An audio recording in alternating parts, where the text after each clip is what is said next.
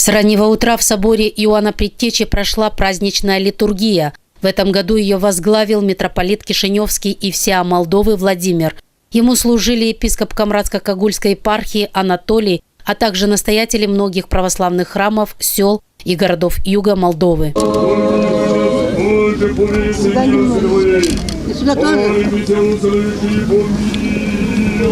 Основой в праздничной программе в честь храмового праздника города стала божественная литургия, проведенная в Камрадском кафедральном соборе Иоанна Предтечи.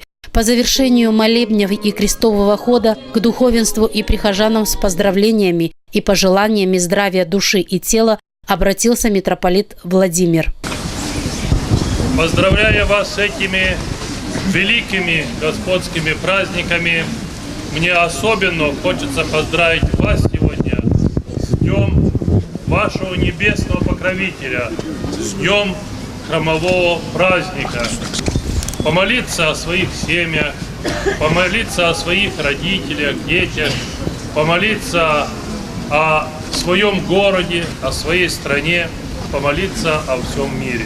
В Камрате практически в каждой семье есть Иваны – сын, муж или внук. Поэтому в этот день святого Ивана, в день храма города, Камрадский собор Иоанна Предтечи был полон прихожанами. Православные приходят помолиться в этот праздник за своих близких и родных людей. Такой большой праздник, день храма.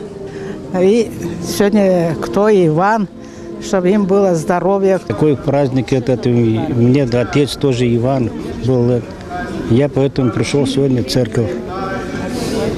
Значит, Иоанн Креститель был единственный друг Иисуса Христа. Да, у Христа были ученики, апостолы, но друг был только один – Иоанн Креститель. Очень большой праздник. Имя Иван.